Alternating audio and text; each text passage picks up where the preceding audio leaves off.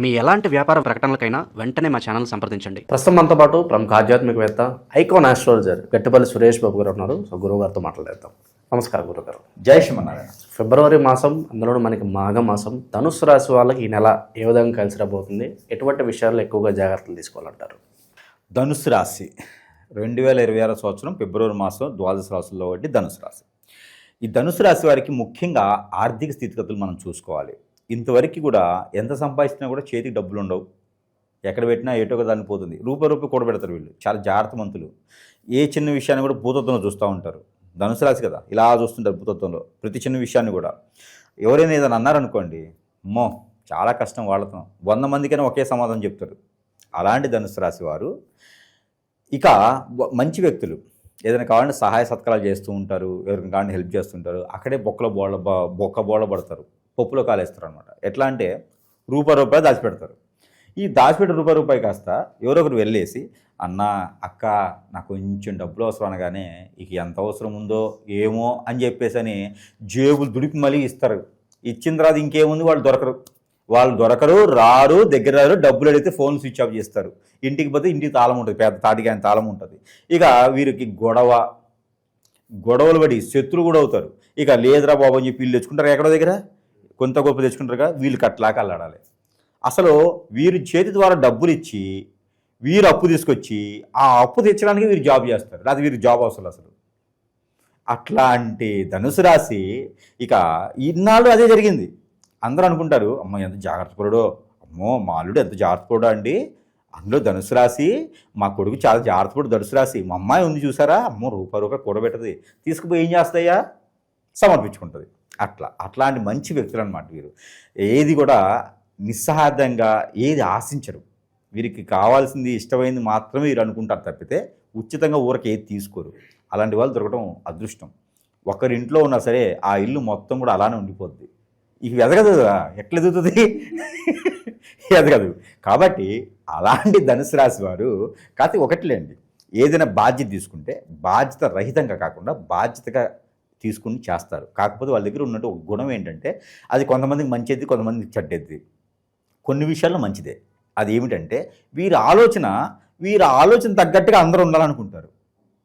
అది మాత్రం కొంతమందిలో వర్తించదు.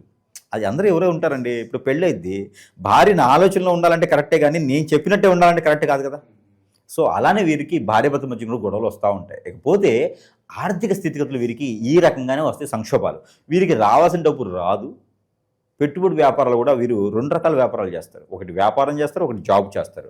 మల్టిపుల్ వేరే వాళ్ళకి ఇవ్వాలి కదా, అలా చేస్తూ ఉంటారు. కాబట్టి వీరికి అన్ని రకాలుగా సానుకూలంగా ఉండాలి అనుకుంటే కనుక ఒక చిన్న పరిహారం చేసుకోవచ్చు. ఒక 56 రూపాయలు, ఇది కూడా డబ్బుతో చూడండి, వీళ్ళ అదృష్టం చూడండి, పరిహారం కూడా డబ్బులతోనే ఉంది. లైఫ్ లాంగ్ వీళ్ళు ఎవరికి డబ్బులు ఇవ్వకపోతేనే బాగుంటుంది అంటారు. ఇవ్వకున్నట్టుంటారు, ఖచ్చితంగా అబ్బే అట్లా ఉండదే, ఇస్తారు. మళ్ళీ మన వీడియో చూసాను, ఎక్కడైనా మారండి, ఇవ్వకుండా ఉంటే వీళ్ళకి ఏంటంటే డబ్బులు ఇవ్వకపోవడం మారతం కాదు, డబ్బులు ఇచ్చినా మళ్ళీ రావాలి. అలానే దాని తగ్గట్టుగా సంపాదించుకోవాలి. అలా కావాలి వీళ్ళకి వరుణులు.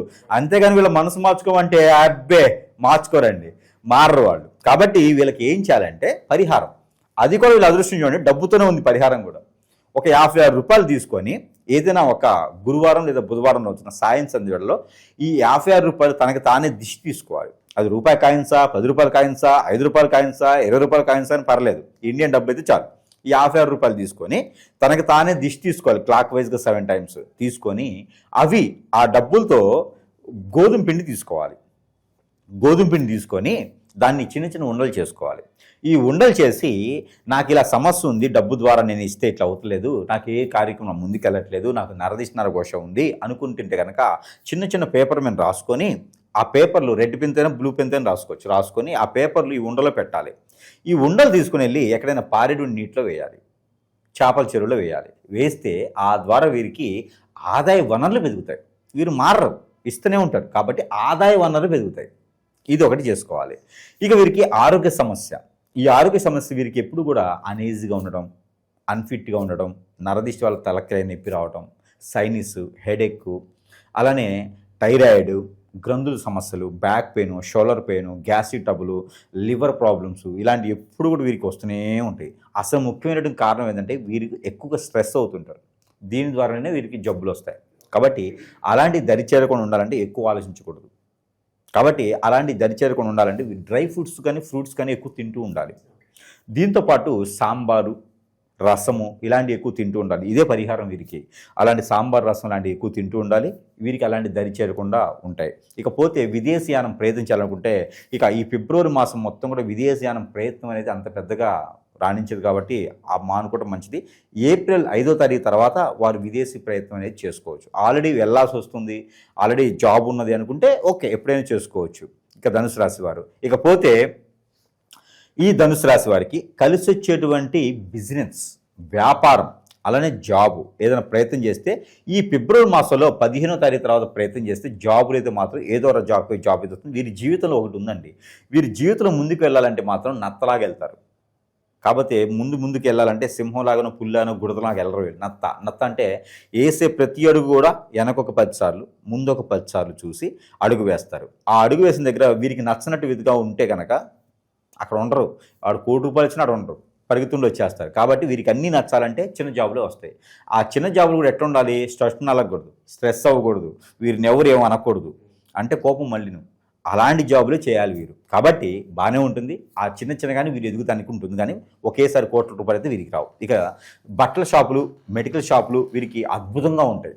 మెడికల్ దుకాణాలు కావచ్చు, బట్టల షాపులు కావచ్చు, డయాగ్నోస్టిక్ సెంటర్స్, నర్సులు గాను, డాక్టర్లు గాను తీసుకుంటే కనుక వీరికి అద్భుతంగా ఉంటుంది. ఓన్ సర్వీస్ చేసుకోవచ్చు వీరును. ఇంకా గవర్నమెంట్, సెంట్రల్ గవర్నమెంట్ జాబ్స్ అయితే పెద్దగా వీరికి యోగించట్లేదు. ఎందుకంటే వీరిలో ఉన్నటువంటి స్ట్రెస్, వీరిలో ఉన్నటువంటి నిదానత్వమే దీనికి గవర్నమెంట్ జాబ్ కానీ సెంట్రల్ గవర్నమెంట్ జాబ్ కానీ వెళ్లకుండా ఉండేదానికి ఆస్కారం చేస్తుంది. శని భగవాన్ అశుభ దృష్టి కూడా కొంత ఉంది, కేతు అశుభ దృష్టి కూడా కొంత ఉంది. కాబట్టి తొందరపాటు నిర్ణయాలు తీసుకొని బొక్కబోర్లో పడతారు. కాబట్టి కొంత తొందరపాటు నిర్ణయాలు తీసుకోవద్దు. కోర్టు వ్యవహారాల్లో భార్యాభర్తల మధ్య గొడవ ఏంటంటే కనుక 3వ వ్యక్తి ద్వారానే వస్తుంది. ఆ 3వ వ్యక్తిని రానియకుండా చేసుకోవాలి.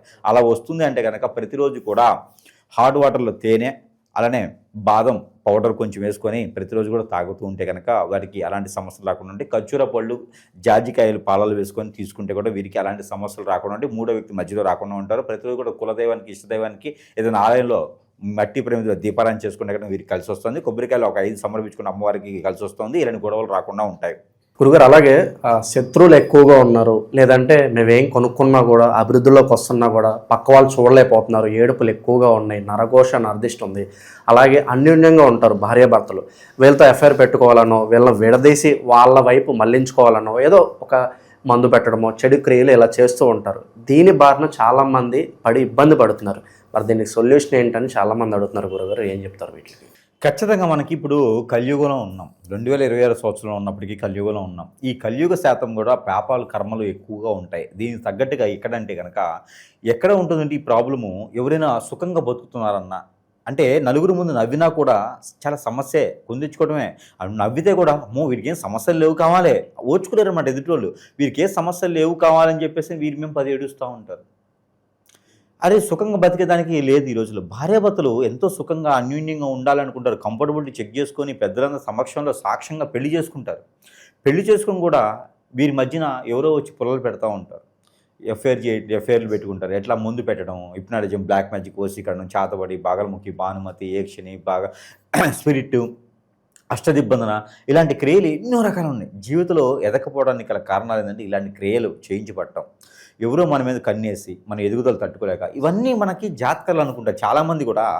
ఇవన్నీ గురువుగారు నాకు కలిసి రావట్లేదు, జాతకమా, జాతకంలో సమస్య ఉందా, దశల నక్షత్రమా, గోచారమా, ఎక్కడ సమస్య ఉంది, ఏదైనా దానం చేస్తే తగ్గిపోతుందా అనుకుంటారు. కాదు నాయన, ఇవన్నీ కూడా మనకి జాతకంలో దొరకవు. ఇవన్నీ కూడా మానవ గ్రహం అని ఒకటి ఉంటుంది. ఈ మానవ గ్రహం మన మీద సృష్టించి మనం ఎదగకూడదని చేపిస్తూ ఉంటారు. దీనివలన మనం ఏ స్థానానికి వెళ్ళాలన్నా కూడా జాతకంలో చూస్తేనేమో కలెక్టర్ అవుతానని ఉంటుంది, ఎమ్మెల్యే, ఎంపీ అవుతాను ఉంటుంది. మరి చూస్తేనేమో బిల్ కలెక్టర్ అవుతాడు. ఎమ్మెల్యే, ఎంపీ కింద అక్కడ అయిన వాళ్ళు వెళ్ళటానికి, అపాయింట్మెంట్ తీసుకుని వెళ్ళడానికి కూడా వీళ్ళకి అవకాశం ఉండదు.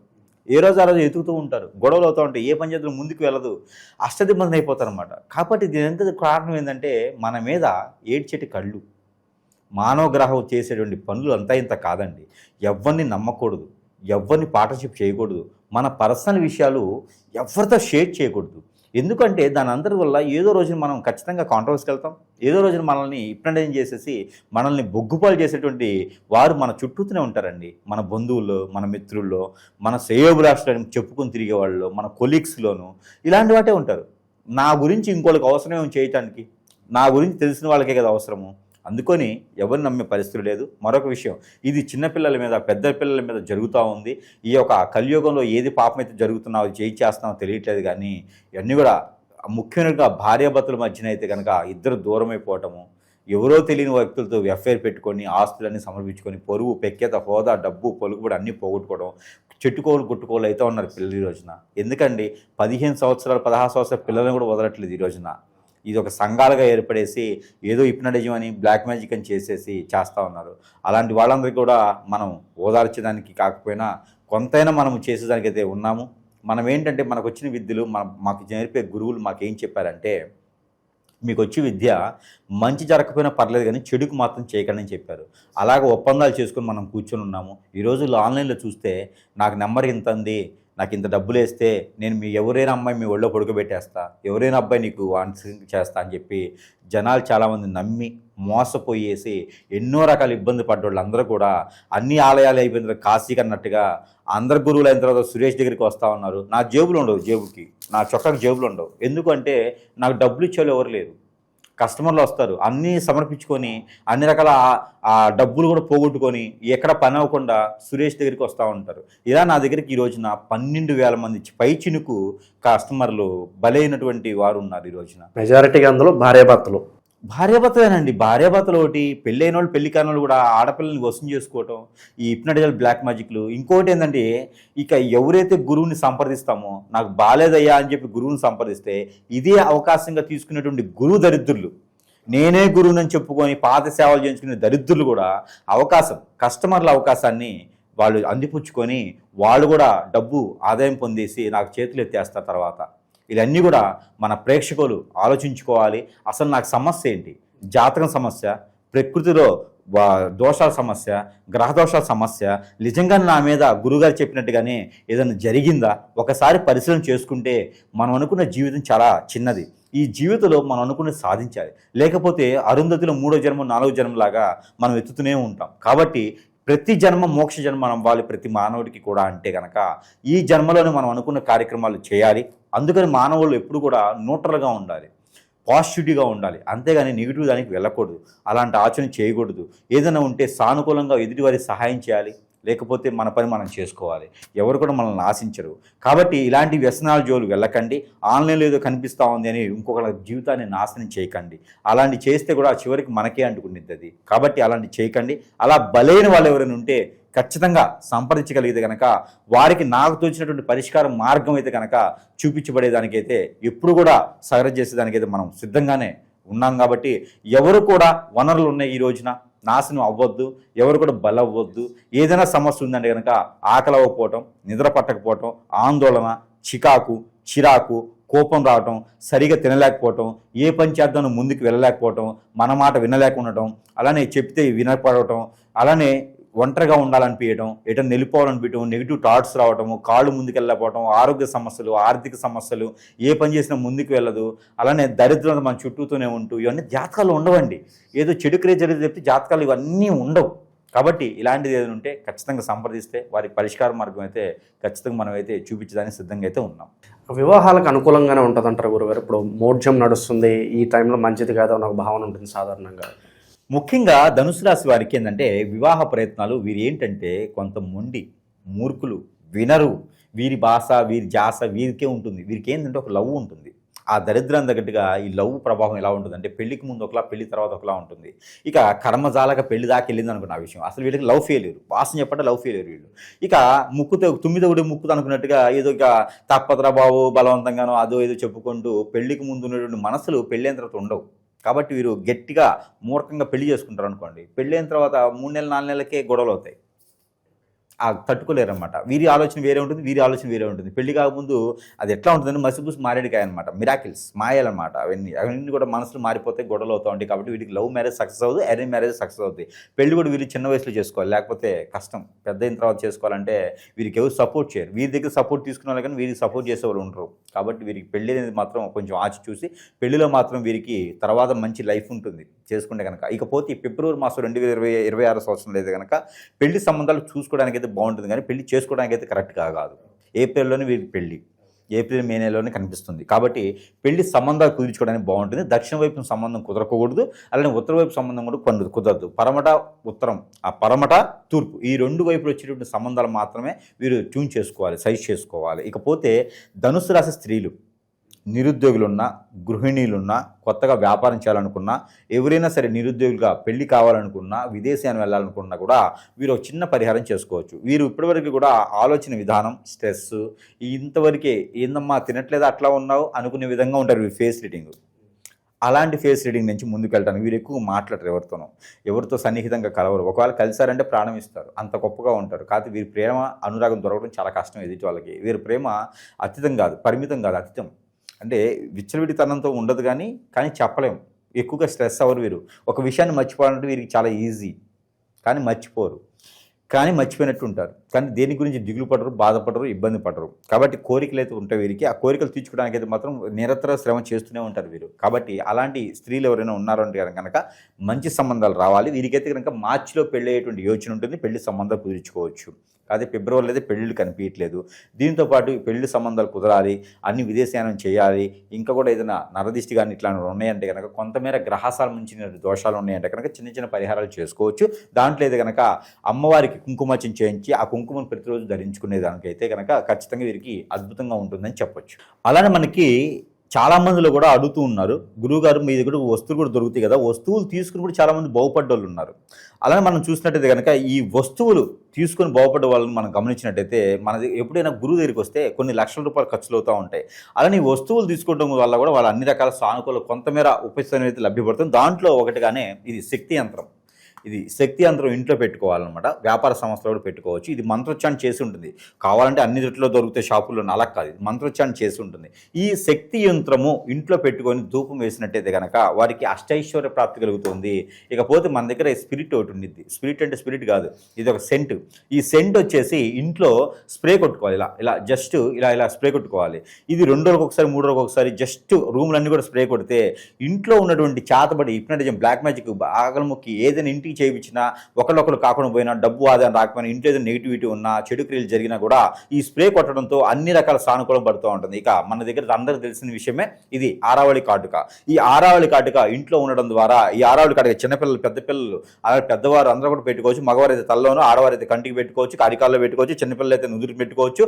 ఈ ఆరావళి కాటుకు పెట్టుకోవడంతో నరదిష్టి, నరకోశ అన్నీ కూడా దూరం అయిపోతూ ఉంటాయి. ఇకపోతే సెంటు, ఈ యొక్క సెంటు కూడా నరదిష్టి, నరకోశే కాదండి, మన మీద చేతబడి కానీ, అష్టదిబ్బంది కానీ, బాగలముఖి కానీ, స్పిరిట్ కానీ, మందు పెట్టడం కానీ జరిగితే కూడా అవి కూడా పటాపంచులు అయిపోయేసి అన్ని రకాల సానుకూల పడే వాతావరణం ఉంటుంది. ఎక్కడైనా డబ్బు కోసం, ఆదాయ వనరుల కోసం, జాబ్ కోసం వెళ్ళే వాళ్ళందరూ కూడా మనమే చెడు దృష్టి పడకుండా ఎందుకు సెంటు వాడుకోవచ్చు. అలానే ఈ యొక్క అష్టదిబ్బందుల ముడుపు, ఈ అష్టదిబ్బందుల ముడుపు కూడా ఇంట్లో ప్రతిరోజు నిష్ఠితంగా ధూపం వేసుకుంటే కనుక ఇంట్లో నెగిటివిటీ ఒకటే కాదు, మనలో ఉన్నటువంటి, మన మనసులో ఉన్నటువంటి చెడు క్రియలు కూడా అన్ని కూడా పటాపంచలు చేసేలా ఉంటుంది. కాబట్టి ఇలాంటి క్రియలు కూడా వాడుకోవచ్చు. ఇవన్నీ కూడా సరస్వైనటువంటి ధరల్లోనే ప్రేక్షకుల వద్దకే, అంటే వారి చెంతకే చేర్చేటువంటి సదవకాశాలు మన దగ్గర ఉన్నాయి. ఇవన్నీ కూడా మంచి వాతావరణంలో చేసినవి, ఇవన్నీ కూడా మంత్రోచ్చారణ చేసినవి. కాబట్టి వారికి ఎలాంటి సమస్య కూడా చిటికలో పటాపంచలు చేసేలా ఉంటుంది. కాబట్టి ఇవన్నీ కూడా సద్వినియోగం చేసుకొని అందరినీ కూడా సానుకూల పడేటువంటి వాతావరణం లభించేయాలని నా ఒక చిన్న ఆశ.